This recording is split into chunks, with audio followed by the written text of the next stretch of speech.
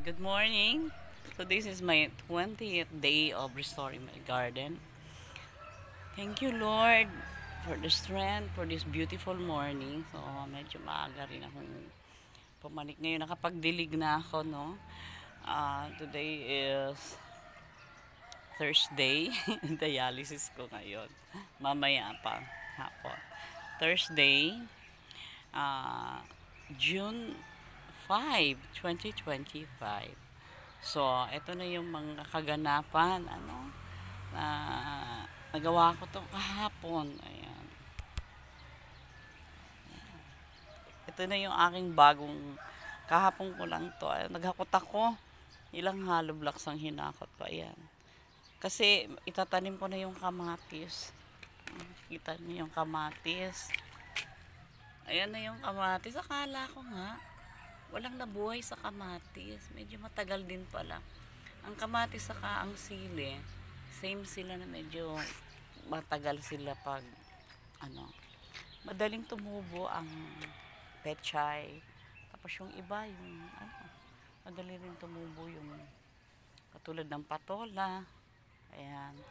So, ito na ngayon yung bago kong ginawa. Ayan. So, kamatis ang ilalagay ko dyan. Ayan. So, lapit na. Okay.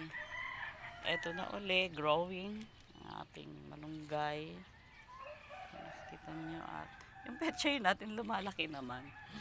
Ayaw ko pang ayan, unti-unti lumalaki. Yung aking sigarilyas. Ayan.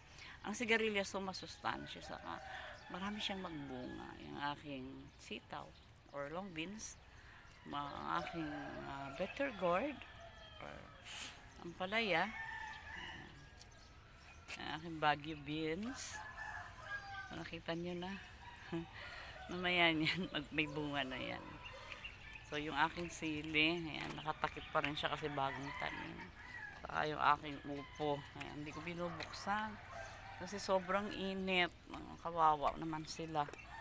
So, ayan, medyo malinis na. Kinuha ko na yung trapal. Hindi pwede ang trapal sa rooftop.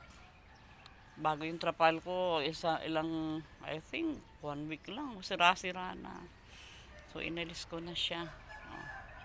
Para nakakaano lang. Ayan. So, ayan na yung aking kangkong. Nakapag-harvest na ako ng kangkong. Yung mga bagong takip na yan, kung mapapansin niyo, mga takip yan, no? Ano to eh? Ayan, may tubo na. Ayan, ito po yung, ano ba siya? Nalilimutan ko na naman. Ayan, ano siya? Kasama siya sa mga tawag dito. Ayun, saka ko na lang sasabihin, nakalimutan ko na. So, yung bougainvillea natin, may flower na.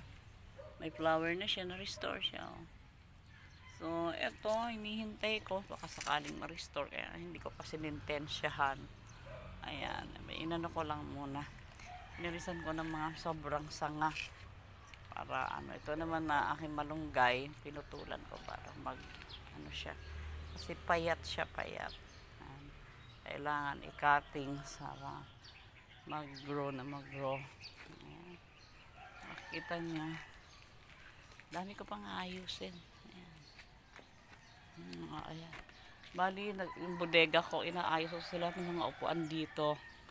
Ipapasok ko dun sa bodega para medyo lumuwag. Ayan. Ayan. Yan ang medyo naaayos ko naman sa biyaya ni Lord. Ayan. So, gumaganda na. Okay.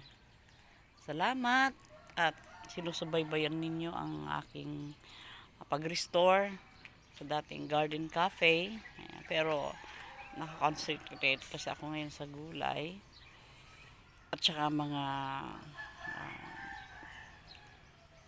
tawag dito, may flowering din ako pero hindi nag-aano. Yan nga, ni-restore ko na lang yan. Meron ako ditong i-restore ito. Maganda siya. Actually, that is family din siya ng tiger at ang tawag dyan. Na snake plant. Pero maliit lang siya. So, yan ang aking itatanim. May bubuyog ni, oh, lilipad-lipad. And then yung aking table, ano ko na yan. So, salamat. Ayan. Nakikita na natin ang improvement unti-unti. Wala na dito, malinis na. Konting walis na lang dito. Para maalis yung mga lupa. At maibaba na yung mga sirang. So, dun sa baba para maitapon. Thank you very much. God is good. Siya sumasama sa akin. Yan. Salamat. God is good. Siya sumasama sa akin. At pinag-pray ko rin naman talaga itong aking garden. Sabi ko, Lord, thank you for the strength. Sana, Lord, samahan mo naman ako sa pag-garden ko.